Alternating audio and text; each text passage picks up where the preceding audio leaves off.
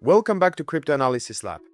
Let me start with something uncomfortable, something most traders don't like to hear but absolutely need to. Most traders who blow accounts are not clueless. They're not lazy. And very often their analysis is correct. So the real question is not why traders lose. The real question is, why do traders still blow accounts even when their analysis is good?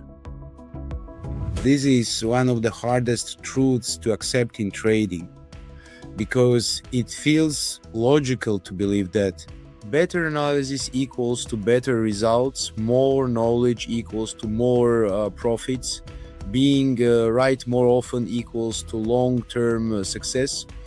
But trading doesn't work like that. Markets don't reward correctness. They reward process.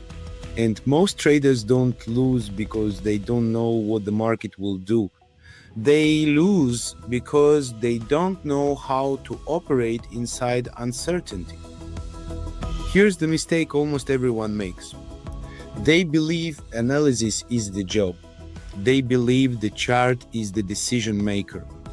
But analysis is only one small component of a much larger system. Analysis answers what might happen. It does not answer how much to risk, when to step aside, how to survive drawdowns, how to behave when probability turns against you. Good analysis without structure is like a powerful engine with no brakes. This is where things get really tricky. When traders are often right, they start to trust themselves more. They increase size, they relax rules, they push limits, and the market eventually reminds them that probability doesn't care about confidence. Most blown accounts are not destroyed in chaos. They are destroyed in periods of perceived control. One good read, one big win, one decision to risk more than usual. And suddenly, a normal losing sequence becomes catastrophic. Professionals don't rely on analysis to protect them. They rely on structure. Structure means predefined risk, predefined behavior, predefined limits, predefined responses. It removes discretion when discretion is dangerous. Retail traders often say, "I trust my analysis." Professionals say, "I don't trust myself under pressure, so I build systems." That difference alone explains most blown accounts. This is not about fear or greed. It's about exposure. When your risk is too high, your emotions will override your logic. Not because you're weak, but because your nervous system is doing its job. Good analysis cannot survive inside a structure that creates constant stress. That's why psychology advice fails when structure is missing. Here's the realization that changes everything. Your job is not to prove that your analysis is correct.